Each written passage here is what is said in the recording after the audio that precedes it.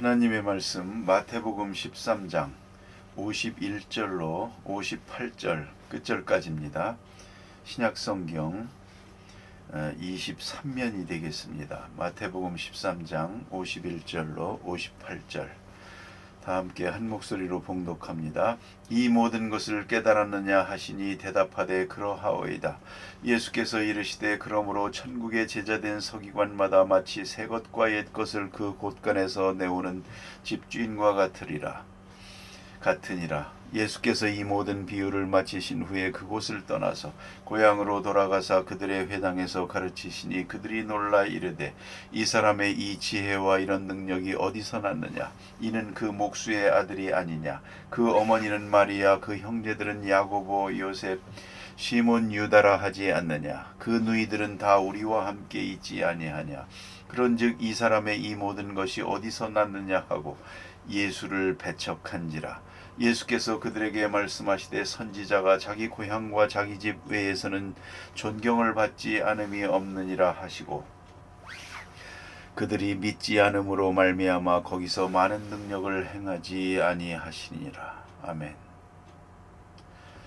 예수님께서 많은 비유로 말씀하셨습니다. 그리고 그 비유의 결론을 이렇게 맺고 있습니다. 집주인이 곳간에서 옛 것과 새 것을 내오는 것과 같다. 이렇게 말했습니다.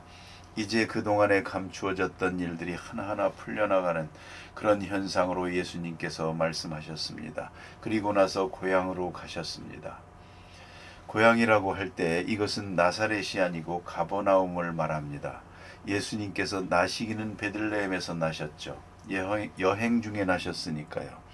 그리고 애굽으로 피난 갔다가 돌아와서는 나사렛에서 성장합니다.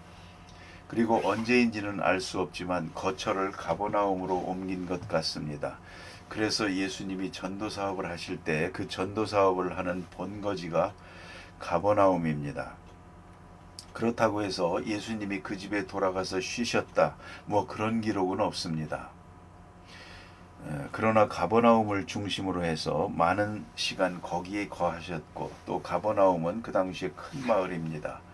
그래서 예수님께서 전도사업의 근거지를 삼았던 것 같습니다. 이제 고향으로 돌아왔습니다. 그런데 저희가 다 놀라더라 그랬습니다. 예수님을 보고 놀랐습니다. 그것은 평상시에 생각했던 예수님이 아니거든요. 본래의 예수님이 아닙니다. 이렇게 전도사업을 하면서 엄청난 큰 역사를 이루는 그런 예수님으로 나타났습니다. 저들은 예수님을 보고 놀랐습니다. 소문을 보고 놀랐고 또 모든 가르치시는 말씀에 놀랐고 그 행하시는 역사를 보고 놀랐습니다.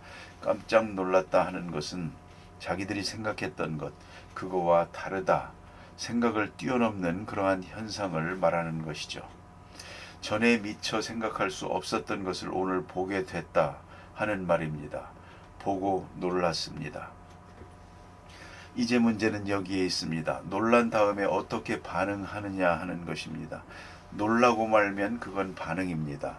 놀라고 깊이 생각하면 그것이 응답입니다. 그래서 영어로 말하면 리액션이 있고 리스판스가 있습니다. 이건 서로 다른 것입니다.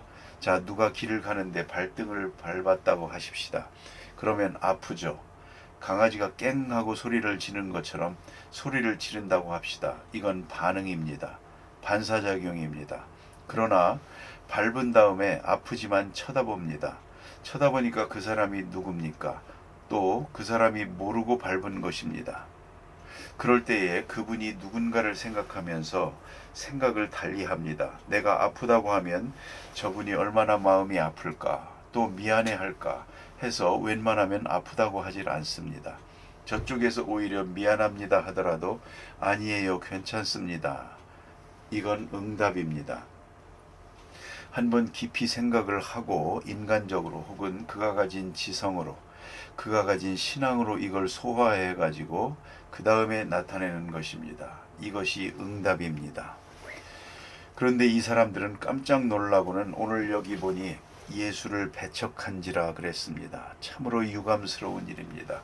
깜짝 놀라고 배척한지라. 여러분, 놀라고 어떠해야 했겠습니까? 이분들이야말로 정말 자기 고향 사람이 이렇게 큰 역사를 이루는데 이걸 모르고 지냈는데 이분이 메시아라며 이 얼마나 좋은 일입니까? 또 얼마나 자랑스러운 일입니까? 우리 가족, 우리 친척, 우리가 아는 사람 중에 메시아가 나타났다. 이 얼마나 굉장한 일입니까? 더 자랑스럽게 여겨야 할 것인데 그렇지를 못했습니다. 이것이 바로 문제입니다. 여기서 우리가 응답한 자들의 속성을 대비할 수가 있습니다. 그것이 뭐냐면 예수님의 제자입니다. 베드로, 요한, 야고보 이 제자들이 다 가버나움 사람들입니다. 그걸 알아야 합니다. 여기서 보면 고향 사람들이 배척했다 그랬는데요. 아니요. 예수님의 제자들은 예수님을 따릅니다. 그들은 예수님의 하신 일에 깜짝 놀라면서 더 가까이 가서 마침내 예수님의 제자가 됩니다. 그 중에도 꼭 짚고 넘어가고 싶은 사람이 하나 있습니다. 예수님의 동생 야고보입니다. 12 제자 중에 있는 세베대의 아들 야고보가 아니고요. 예수님의 동생 야고보입니다. 그는 예수를 따랐고 부활하신 다음에 더 열심히 따랐고 얼마나 열심히 따랐던지 예루살렘 교회의 초대 감독이 됩니다. 그리고 30년 동안 초대교회를 주관하게 됩니다. 사도행전에 보면 야고보의 역할이 대단합니다. 그리고 마지막에 예수 그리스도를 위하여 순교까지 합니다. 그러니까 고향 사람 중에도 다 저버린 게 아니더라 그 말입니다. 일반적으로는 그 아무개 아들 아니야? 그 형제들이 우리와 같이 있잖아. 우리가 자랄 때부터 다 봤는데 똑똑하긴 했지만 뭐 이렇게 된 겁니다. 배척했습니다. 그런데 예수님의 제자들, 예수님의 형제들, 그 사람들은 누구보다도 예수를 잘 압니다. 더 잘 압니다. 여기 예수님의 동생들이 나옵니다만 이 가운데서 세 사람이 순교합니다. 야고보만 그랬던 게 아닙니다. 이 사람들도 복음을 전합니다. 그런 것을 볼 때 참 놀랐지 않습니까? 예수님에 대해서 좀 아는 바가 있다고 해서 다 배척한 것이 아닙니다. 문제는 그가 가진 전이해, 인간적 편견, 이것을 얼마나 극복하느냐 하는 것이 문제입니다. 여러분 어떻습니까? 이런 말이 있지요. 그림과 사람은 멀리서 봐야 한다. 과연 그럴까요? 일견 맞는 말입니다. 그림은 멀리서 봐야 이제 가까이서 보면 붓으로 칠해놓은 거 영 말이 아닙니다. 서양화는 더욱 그렇습니다. 그림은 멀리서 봐야 합니다. 그런데 사람은 가까이 보면서 나쁘다. 그건 문제가 있는 것이죠. 이건 맞는 말 같은데 참 진리가 아닙니다. 참으로 훌륭한 인격은 가까이 갈수록 더 존경이 가는 겁니다. 알면 알수록 더 사랑하게 되는 것입니다. 그렇지 않습니까? 여러분 한평생 같이 사는 남편이나 아내 혹은 내 자녀들 그들을 어떻게 생각하십니까? 내가 다 알고 보니까 별거 아니야. 다른 사람들은 훌륭하다고 하고 목사님 하지만 내가 보니까 별것도 아니야. 그렇습니까? 그렇다면 문제가 있는 것이죠. 가까이 갈수록 더 존경하고 더 깊이 이해하고 더 높이 볼 수 있어야 되는데 더 사랑할 수 있어야 되는데 가까이 갈수록 점점 멀어진다면 우스워지고 무시하게 되고 일이 된다면 당신의 인격 자체에 문제가 있는 것입니다. 그걸 알아야 합니다. 성경은 이 본문만 보면 예수님의 고향 사람들은 예수님을 배척했습니다. 왜요? 이미 가지고 있는 지식 때문에 그랬다는 것이죠. 이건 문제가 있죠. 아시는 대로 김 목사님 장모님을 모시고 삽니다.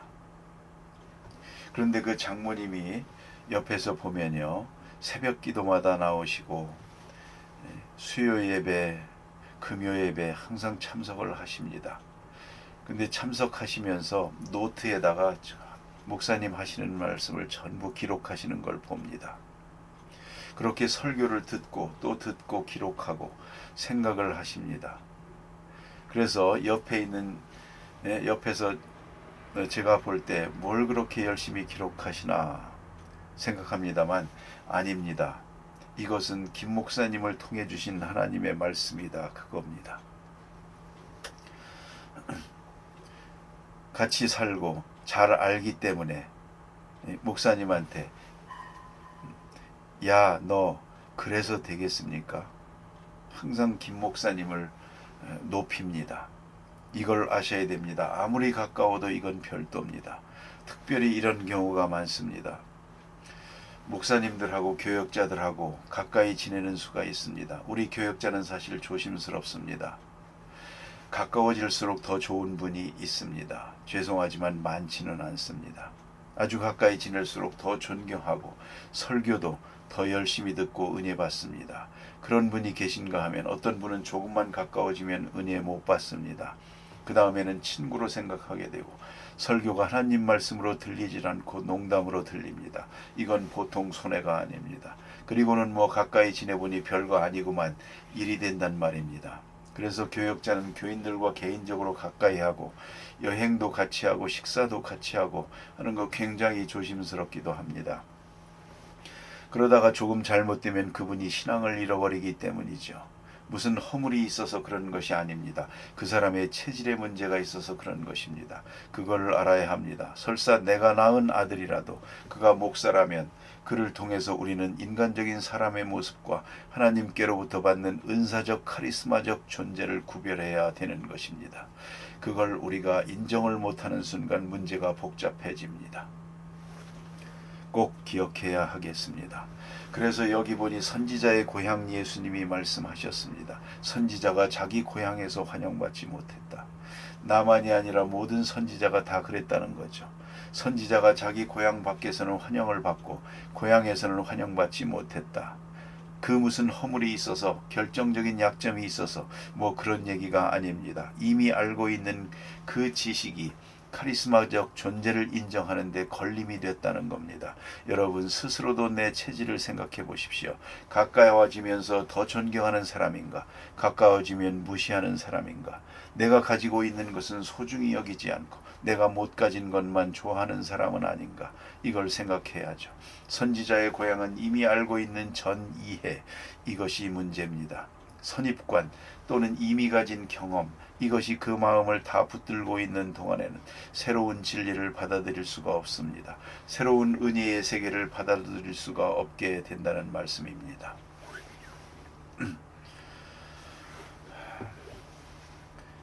교인들이 가끔 그런 얘기를 한답니다. 어떤 분은 그 교회를 나가다가 옮깁니다. 왜 옮기느냐고 물으면 다 들어서 설교 들어보니까 한 얘기 또 하고 또 하고 이제 그만 졸업했습니다. 이렇게 되면 안 되죠. 여러분 식사하시죠.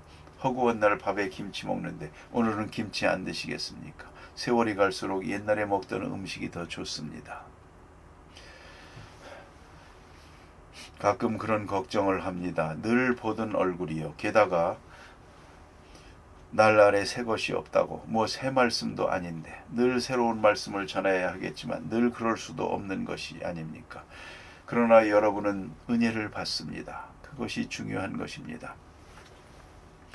선지자의 고향과 같은 마음, 자기가 가지고 있는 지식으로 인해서 새로운 진리를 받아들이지 못했습니다. 오늘 여기 보니까 놀랐습니다. 그 지혜와 능력에 놀랐습니다. 말씀을 가르치는 그 지혜에 놀랐고 그 이적을 행하는 능력을 보고 놀랐습니다. 그러면 그 지혜와 능력을 통해서 저들에게 무슨 말씀을 하고 있는 것인가? 뭘 보여주고 있는 것인가? 생각해야죠. 너희들이 만나고 있는 이 예수는 하나님이 보내신 분이요. 하나님이 우리와 함께 하시는 증거로 보내신 분이다. 그걸 알게 돼야 된다는 말입니다. 병자가 나았습니다. 그게 중요한 것이 아니요. 이 능력을 나타낸 분이 누구냐, 그가 누구냐 하는 것입니다. 그 카리스마적 존재, 하나님의 아들, 하나님의 말씀, 그분의 존재, 그걸 잊어서는 안 됩니다. 그건 별도입니다. 눈앞에 보이는 예수라고 하는 청년, 그 안에 하나님의 형상이 있는데 이걸 몰라본 것입니다. 자기들이 알고 있는 그 작은 지식으로 인해서 소중한 것을 배척했습니다. 그래서 예수님께서 말씀하십니다. 고향 사람들이 배척했다. 참으로 유감된 말씀이죠. 그러나 꼭 잊지 말 것은 다 그랬던 것이 아닙니다. 예수님의 제자들은 다 고향 사람들이요. 예수님의 친형제가 예수를 위해서 순교했습니다. 그 점을 굉장히 중요하게 생각합니다. 사도 야고보서를 좋아하는 이유도 바로 거기에 있습니다. 그는 예수의 동생입니다. 그러나 예수를 향하여 예수는 주님이시요 하나님이시요 나는 그의 사도, 그렇게 말합니다. 자기 형님을. 이 얼마나 굉장한 얘기입니까? 그것은 예수님 자신에게도 크게 중요한 진리가 되겠지만 그 진리를 받는 야고보나 형제들도 중요합니다. 자, 이제 보세요. 이는 그 목수의 아들이 아니냐. 그 모친 마리아 그 형제들은 야고보, 요셉, 시몬, 유다 그 누이들이 우리와 함께 있지 않느냐. 이렇게 말합니다. 그런 거로 그는 더 그리스도다. 그래야 되겠는데 그런 거로 별 볼 일 없다. 그래서 배척한 것입니다. 그게 뭘 그리 중요합니까? 그런데 그 피상적인 작은 지식으로 인해서 중요한 내용을 잃어버렸다 이 말입니다. 그래서 우리는 생각해야 합니다.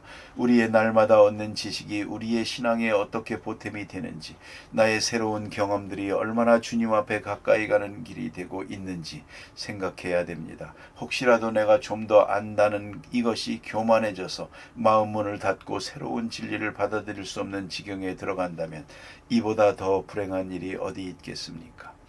그래서 예수님 말씀이 저희의 믿지 아니함을 인하여 거기서 많은 능력을 행치 아니하시니라. 참으로 슬픈 얘기입니다. 능력을 행하지 않았습니다. 마침내 마지막에 가면 예수님께서 이 가버나움을 향하여 이렇게 말씀하십니다.